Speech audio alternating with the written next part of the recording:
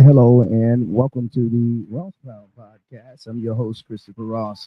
And this platform was created to motivate and to inspire in hopes that you will become a better you. Well, listen, today we have our healing session with Miss Beth Kincaid. How are you, Beth? I'm doing well. I am doing wonderful, doing wonderful. What you got for us on today?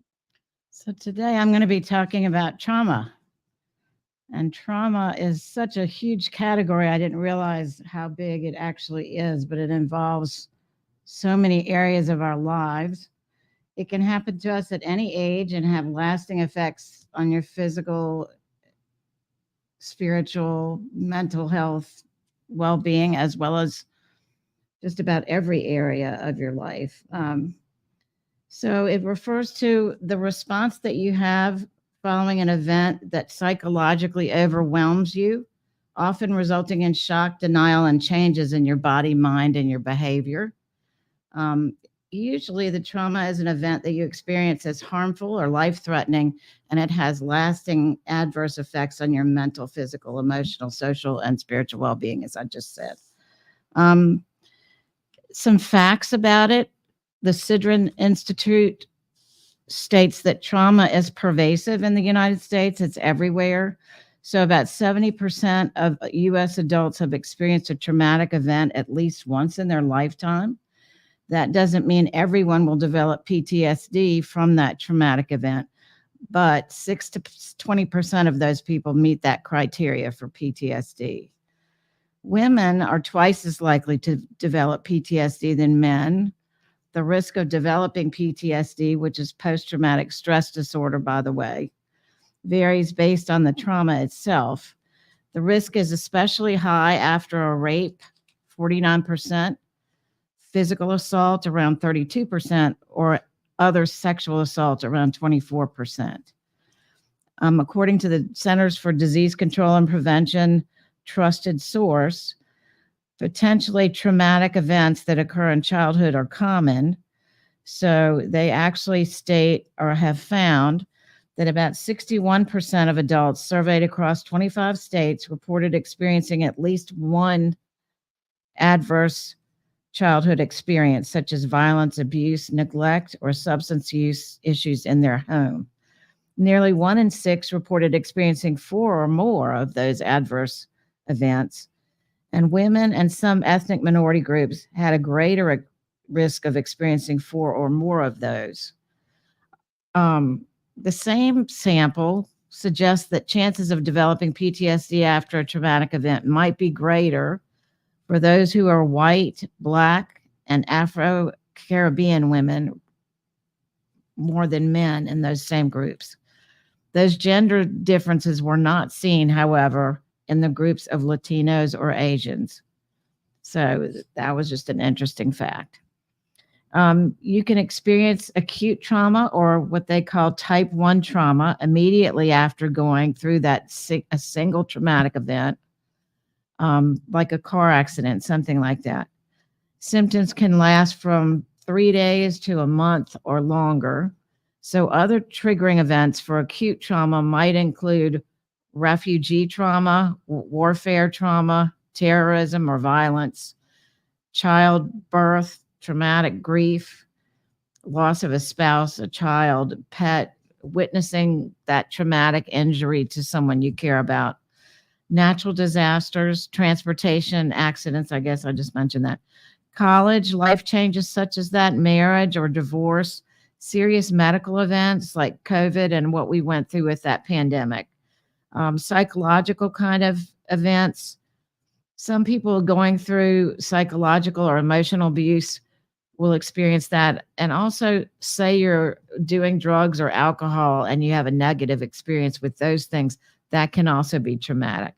Physical violence, intimate partner trauma. Say you have a narcissistic partner that psychologically abuses you and makes you feel rather crazy, or somebody who physically abuses you in that relationship. Sexual assault, again, and family trauma, such as child abuse or neglect, or family members that are abusing alcohol or drugs, and you're there on the periphery having to watch that. So some people recover in a short amount of time. Other people recover it just or never recover. Other people take longer. It can happen at any age. And as a matter of fact, children, even newborns, can have experienced trauma through medical issues they may have, or even abuse when they first come home. So it's very expansive. Your brain function can be altered by it, and it can lead to an overarching sense of hopelessness. So you feel like you can't ever get past it. Um, so it can develop from prolonged exposure to distressing events. There's different kind of degrees of this, like bullying at school, domestic violence, and abuse. But it doesn't just stop there. If you're at home trying to take care of a loved one for a long-term illness, that again can also be very traumatic.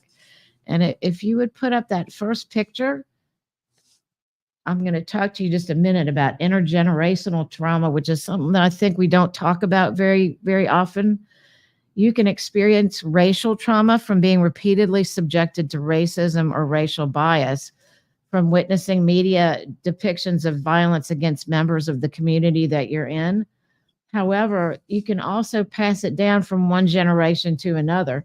So, as you can see in this picture, people surviving European wars, they're the great grandparents of the people today. They grew up in trauma that was passed down to them was PTSD, alcoholism, sexual abuse, emotional repression. And if you look at people who survived slavery or racial violence in the American South, then they tended to pass down feelings of abandonment, low self-esteem, domestic violence, and it says CPTSD. C stands for complex PTSD. Surviving famines and oppression in British India, they passed down to their relatives poverty consciousness, severe anxiety, depression, and social. It's basically shame-based behavior in their social circles.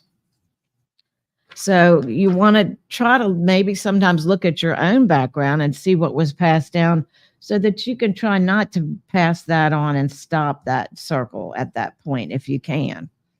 The COVID-19 pandemic, again, is another example of how world events might affect us and everyone around. So, complex trauma is associated with exposure to multiple traumatic events, usually over a series of months or years.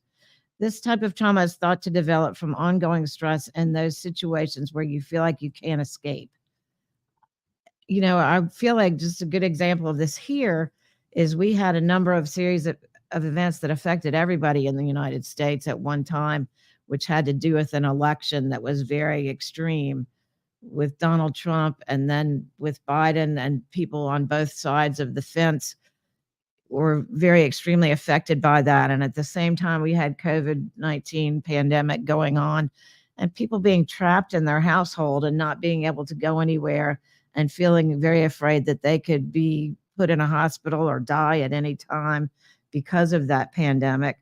And kids weren't able to talk to their friends, and people weren't able to go outside and use their usual coping mechanisms.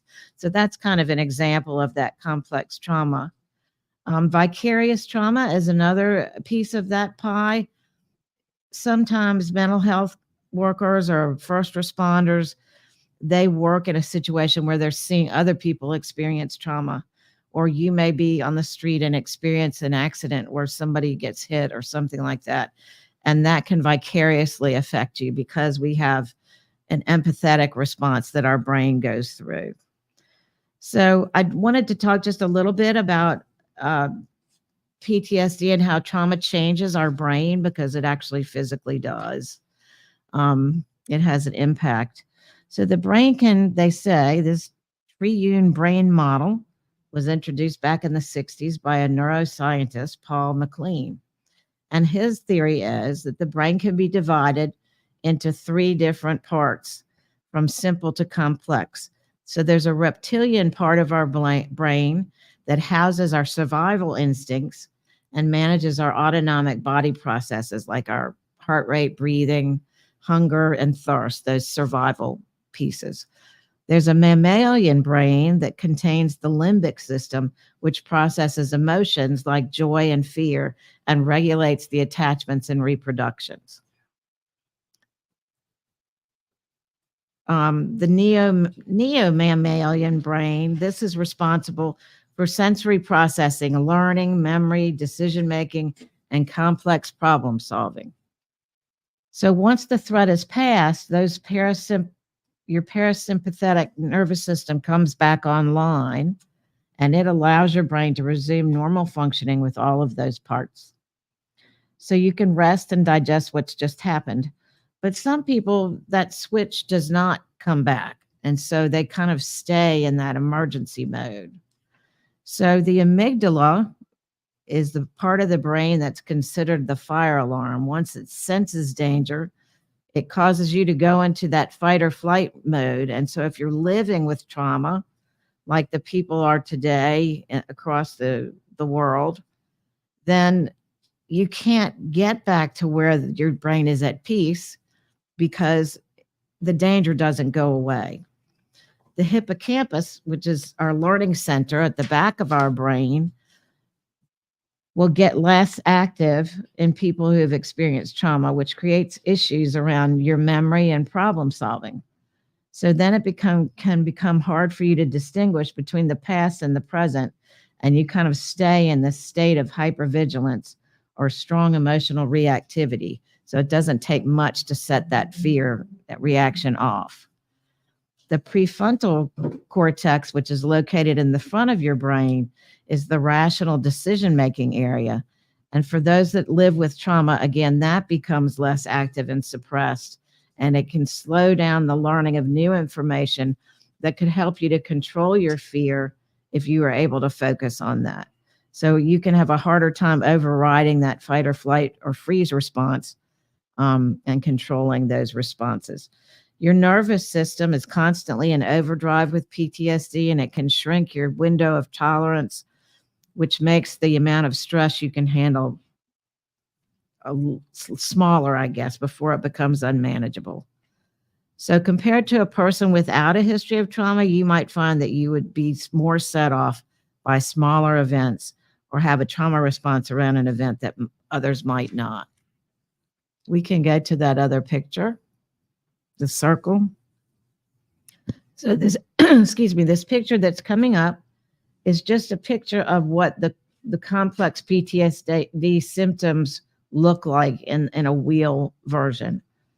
If you look at that, if you experience, you may start to experience avoidance, which turns into you having more compulsive behavior or disassociation, and you often might feel isolated. If you feel hypervigilant, you might have that startle response we just talked about, feel more careful and watchful. And if you have intrusive memories or re experiencing flashbacks of the experience you had, that might occur through nightmares, the flashbacks, traumatic reenactment of that event. If you're having memory and attention problems, that might include also trouble focusing, fragmented memories, and forgetfulness. Emotion regulation and struggles have to do with overwhelming emotions, self harm, crisis. It means that you might struggle to have control over what your feelings are and have problems with crying and outbursts and that kind of thing. Relational instability, unsafe relationships, high conflict, problems with intimacy are symptoms there.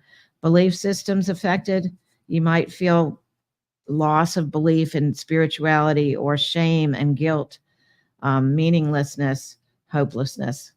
Somatic symptoms. You might have physical symptoms, tightness, chronic pain, and that kind of thing. So the fight or flight response is when your body becomes overwhelmed and it jumps into that mode where it wants to run away or fight back, or you freeze and kind of shut down.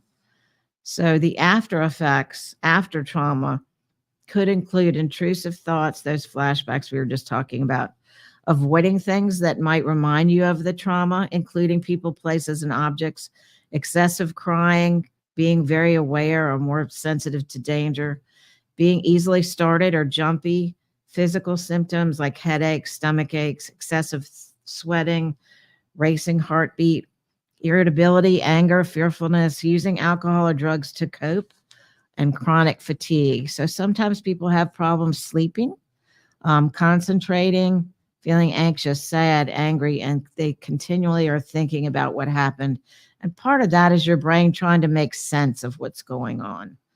Worrying a lot, having trouble thinking clearly, and having frightening thoughts or fears that you may actually go and do something violent yourself. Um, might isolate people from others because they're afraid to be around other people or go out where it's dangerous. Um, Children, on the other hand, I wanted to mention they may react very differently than we adults would. And so it's important to be aware of that because children kind of tend to respond in two different ways. Some externalize, and those children are the ones that put it outwards. They might yell or throw things or have a tantrum or act out in some way, anything to get that anger or pain out of their system. And so we see those children, then we tend to react and help them or look at them and address it. But the children who internalize their feelings are the ones that have the most problems because they might act inwards by dissociating, shutting down, isolating, trying to numb their pain. And so when we see that, when we don't see those children, then they don't necessarily get all of the treatment that they should get, and they tend to not get their symptoms addressed, which cause them to carry these issues for longer, and it might turn into a longer term depression or mental illness. So some of the symptoms to look out for in your children would be mentally checking out, frequently mentally checking out, or being lost in a trance, negative self-talk, frequent stomach aches or headaches, working very hard to be perfect, displaying an inability to self-regulate or self-soothe, having trouble staying on task, showing signs of having a learning disability. In art, they might draw themselves represented in a negative way, have difficulty sleeping, overly sensitive to touch or sound. They might exhibit needy and clingy behaviors. They might not want to sleep in their own room, that kind of thing. Overreacting to minor frustrations, having a difficult time making friends, or starting puberty early. Another symptom would be them wetting their bed, and that kind of thing, not eating all of a sudden. So there's a number of different things they can experience. Panic attacks is another one that crosses over between adults and children, and maybe their grades might change. That's another thing to look out for. So the disorders, mental health disorders that come out of PTSD or trauma would be the PTSD itself. That's about 20%, 6 to 20% of people experiencing trauma that would come out with that diagnosis. Dissociative disorders, like I mentioned earlier, it could be identity disorder, which is where people kind of go outside of themselves and they split themselves into a number of different compartments, different personalities, so that they can have each personality kind of handle different traumatic things they're experiencing, because it's too overwhelming for them to handle it themselves. So 90% of those who have those dissociative disorders apparently may be linked to trauma. That's a large response.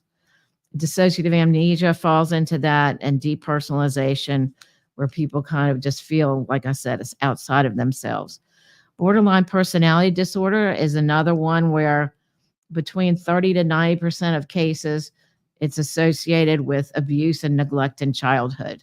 So that disorder is where people are more sensitive to things and they respond in a more extreme way than most people from baseline, for very little things happening necessarily all the time. And then they respond in a more extreme way. They stay there in that extreme state longer, and it takes them longer to settle back down. Depression, characterized by lack of energy, feelings of worthlessness. That's a common response to trauma. Anxiety disorders, definitely that feeling of dread and panic often overlap with PTSD, and they might arise when you're feeling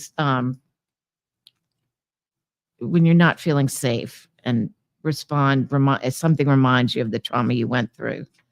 So when we talk about healing from trauma and what you can do about it, you can show that third picture.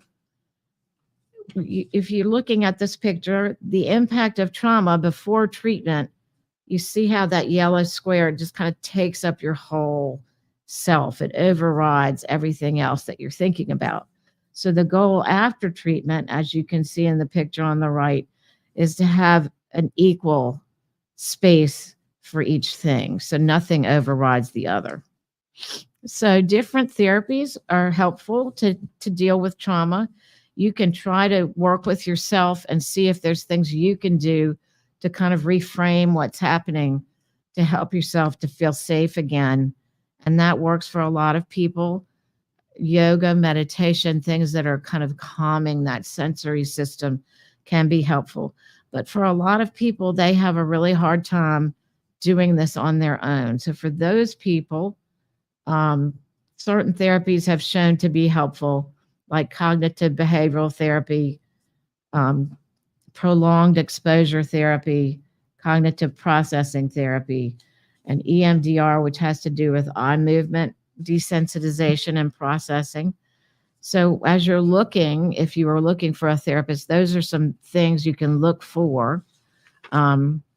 Trauma, the word in the therapy, trauma therapies, is if you are trying to focus on your trauma specifically, then that's kind of what you would look for.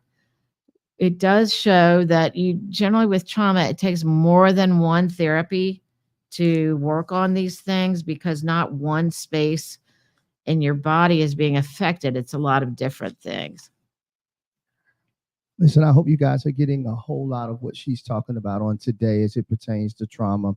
And we'll be right back with a quick message.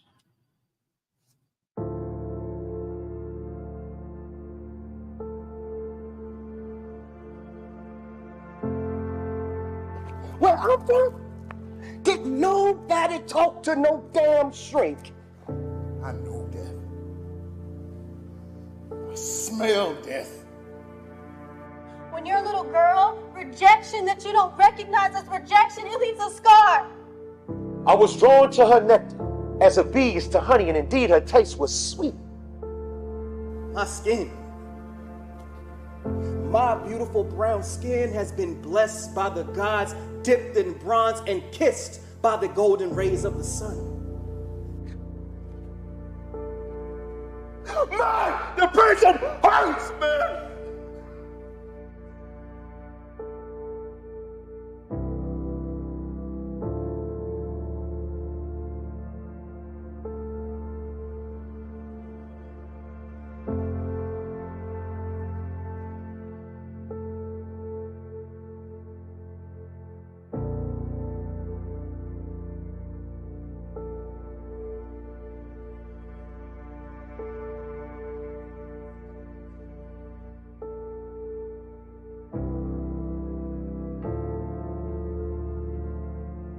All right, more with Miss.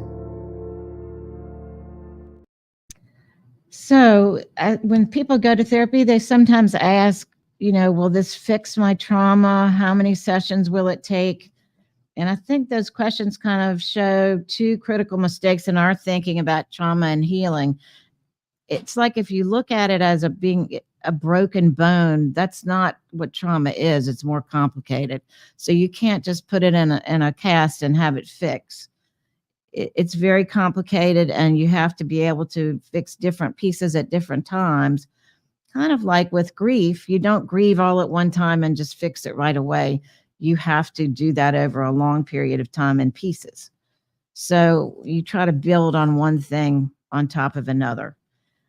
Trauma is also kind of, in a way, a disease of memory.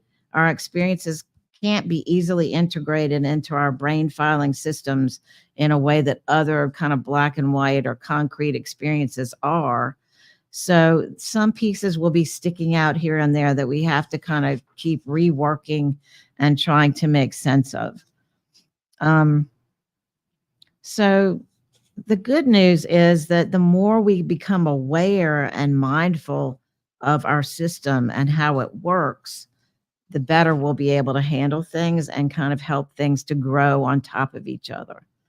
So diaphragmatic breathing is another thing that people might use to work on the symptoms of your nervous system, along with cold water. So an interesting fact about that is they talk about your vagal nerve in your body, and that vagus nerve and trigger, it helps trigger a calming response in your body. So you're welcome to Google diaphragmatic breathing. It's something I teach to people all the time, but it helps you. If you imagine your lungs as a balloon, it helps you to bring the air in all the way to your lower diaphragm where your stomach is, and make your stomach stick out, basically, and then fill it up to your chest. And then as you let the air out, you breathe it out from your chest down to your lower diaphragm, just like you would a balloon. A balloon fills it up bottom to top and goes out top to bottom. So that's a helpful kind of response. Cold water also activates that vagus nerve through a response known as the mammalian dive reflex. So when exposed to cold water, especially on your face, physiological changes happen in your body to conserve oxygen and energy. So that leads to a response that slows your heart rate, as well as other adjustments physically, so that can help bring that trauma response down. So part of what you're trying to do in your therapy or your healing is to have some self-compassion and to try to take back your personal power, making your own plan, creating boundaries for yourself, being true to yourself, so that you can kind of get yourself back to not feeling so out of control in the world or the space that you live in. Some things I also feel like don't make sense to our brain, and they will never make sense. So you can't sometimes say somebody murders somebody for no reason, as happened here recently. It doesn't make sense because it doesn't make sense. So some things we just have to accept as being in that category and let it go, because we can't, it's not ever going to get to that point. So it won't help us to hold on to it. it's not going to help us to be safe that way either. So it doesn't help to be a certain age, a certain sex, a certain orientation, gender identity, or background.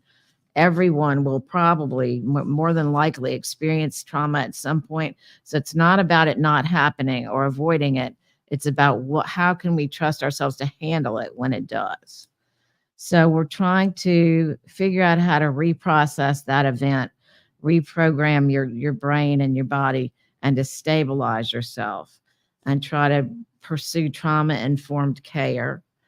So recognizing that it happens to everybody more than likely at some point helps to know that it's not you, it's not just you. You haven't done anything wrong. And noticing how it affects different people.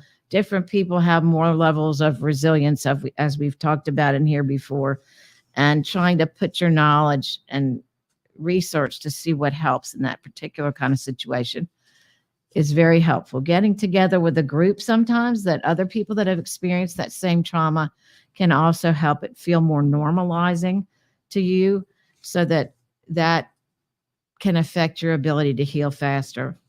Prolonged exposure therapy, part of that has to do with you being exposed and normalizing, again, the situation that you were exposed to begin with. Alternative therapies, other ones would be acupuncture, deep breathing exercises, meditation, progressive relaxation, yoga, and Tai Chi. Some people are placed on SSRIs for that kind of thing. So medication treatment, Paxil, Prozac, Zoloft, those kind of antidepressants can also be helpful. An interesting thing that I have found or read about in my research was that meditation can sometimes actually trigger more trauma. So I think sometimes when it gets quiet around us, we tend to overthink things, or we tend to go to that spot we've been avoiding with activities and that kind of thing. So how to identify and overcome your triggers? You want to kind of pay attention to being more mindful of where you are and what does trigger you, because it can be as simple as a smell or an experience, say that going to the beach, that kind of thing. If something bad happened to you there at some point, you may re-experience it that way again and not want to go there. So you want to just kind of be aware. What do you smell? What do you see? What do you hear? You're using your senses. What are those things that may trigger your sensitive response to that? And focusing more on the here and now instead of that sense that it's being triggered can be very helpful. Using those breathing exercises we talked about to calm your mind, stretching to calm your muscles can be very helpful in helping you to remember what it felt like prior to the trauma to be relaxed. So you can ask yourself, what time is it right now? These are kind of grounding techniques. What objects are around me? Name 5 objects. What am I sensing inside of my body? And because I'm remembering how am I attaching that to what I'm feeling?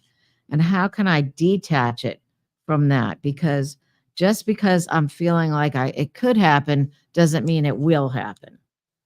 So that I can know what I can focus on when I start to feel that way, to calm myself down and feel safe and soothed. So normally gunshot sounds might trigger trauma, but I happen to live in the country. So fortunately or unfortunately, if I hear it right next door or 2 houses down, I don't get traumatized, although it's annoying because it's loud and it interferes with my peace. But I know I'm probably not in danger. Fireworks are loud, somebody crying or yelling.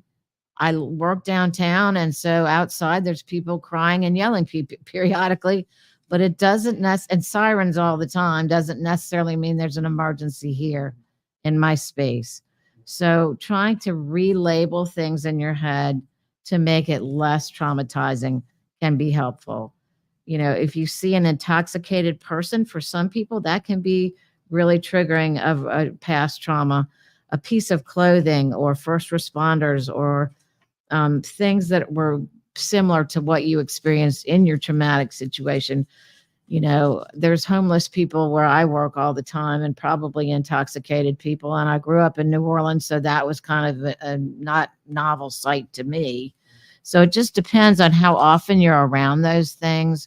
But you want to try to help yourself to get in a place where you can say to yourself, this is not dangerous. And if it becomes dangerous, I know what to do to take care of myself. Some triggers for people smell wise could be certain foods or drinks, gasoline, grilling meats, alcoholic drinks, a fragrance, a cologne, uh, memories associated with a certain holiday or that kind of event. Um, so situational things, if you're talking to an authority figure, driving a car, experiencing rejection, encountering somebody that you perceive as being narcissistic, experiencing a violation of your boundaries or an unwanted physical touch, those are things that can happen that can trigger you. So you may want to go ahead and try to figure out, when that's not happening, how can I deal with this if this ever does happen to me? Emotional triggers could be sensing abandonment, worrying that someone is going to leave you or die, feeling sad, crying, feeling ignored, or feeling attacked can cause people to be emotionally triggered. So they can be unpredictable. You can't necessarily anticipate it. So that's not the goal. The goal is to be able to deal with it when it happens and be able to handle it effectively for yourself. So trauma informed mindfulness. I talk a lot about mindfulness, and I think it's very important, is a part of that. It's a part of centering yourself, grounding yourself where you are, and trying to not think about the big picture and everything around in the world happening, because you can't fix the world. And it doesn't mean because the world is falling apart that your life here right this minute is falling apart. So sometimes we have to kind of separate ourselves from that. The mindfulness, as I said, for some people can be trauma inducing because it's that quiet time. So you just want to be aware of yourself. And maybe it would be more helpful to not be in a quiet space meditating, but to focus on a particular item in the room, focus on a musical song or something like that, or an activity. Like, one thing they suggest you do sometimes might be thinking of categories of things. That's kind of a mindless activity you can do that helps to ground you in the space that you're in. Or you can think about one particular part of your body and focus on that and trying to tense and release that kind of thing. Using those gentle kind of finding a safe space in your house or in your head, to experience these things where you won't be interrupted by other people and you can feel safe doing what you're doing.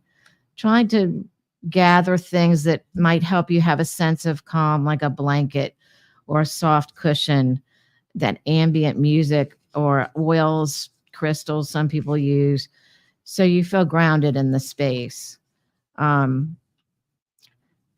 Somatic therapy is another, it's kind of the last thing I'm going to talk about as far as therapies that can be helpful for trauma, because trauma brings sensitivity to your nervous system. Those somatic experiences can be very helpful. So 63 people in a particular study that was done, I think 91 people, 63 of those people found that somatic experiencing helped relieve some of their PTSD and depression symptoms.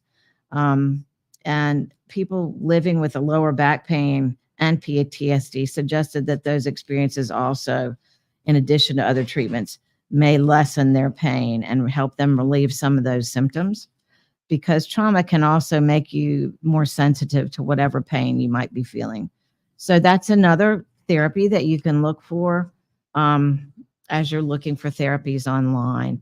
Some ways to do that yourself without a therapist would be, again, those grounding exercises, running water over your hands, moving your body in ways that might feel most comfortable to you, like dancing or jogging, focusing on breathing while you're controlling how you inhale or exhale, the diaphragmatic breathing or breathing in to a count of 4, holding for a count of 3, breathing out for a count of 4, tensing and relaxing different parts of your body, and trying to focus on ways to self-regulate so you can find that safe place in your head. Hugging yourself with your hand in a cupping position, you can tap your body all over your body and try to do a body scan where you focus on different parts of your body and kind of see where the tension is and where you can relax and what it feels like differently in both of those things.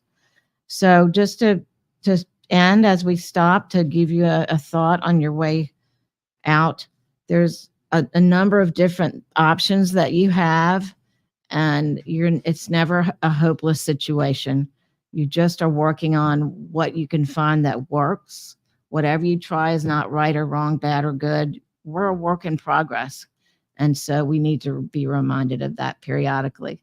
So hopefully in the future, I might be able to talk about some of these pieces of trauma in different parts of it instead of all together. And it might make a little more sense. But just to have an overview of how we experience that and how our body responds to it, I think is interesting. So I hope that was helpful. Yes, it was, Beth. We really do appreciate this message today and your expertise on trauma. And trust me, it's so needed. I did have quite a few people that asked me, like, will you guys ever do something on trauma? And of course, we probably could have went a little bit longer, I'm sure. Oh, for sure. I could do this all day long. Yeah. Really. Yeah. But I may try to do some of those pieces like sexual assault and violence. I know is a big one today. Yeah. So I'll try to do those in a little more detailed way in the future, maybe. Yeah. Well, we really do appreciate it. And thank you so much. Listen, I hope something was said today that could help you become a better you. Listen, today was very valuable. Remember, the number is running on the bottom. If you need help right now, today is 988 Suicide and Crisis Lifeline. Those hours are available 24 hours a day, and the languages are English and Spanish. And if you need your mental health needs taken care of, please reach out to Miss Beth Kincaid. As you can see, the numbers here on the front, everything's there on the front. And you can reach out to her for all of your mental health needs. Listen, please stay tuned. More to come from the Ross Cloud Podcast. Make sure you like and subscribe to our page. You can go to the Ross Cloud Podcast 7722 on YouTube. Like and subscribe. Also, check us out at the Mix Network Ross Cloud Collab page on YouTube.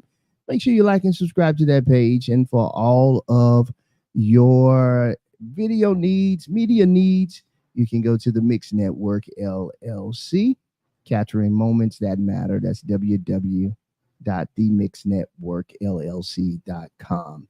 All right, this is the Ross Cloud Podcast. I'm Christopher Ross. Make it a great day and keep being great. Peace.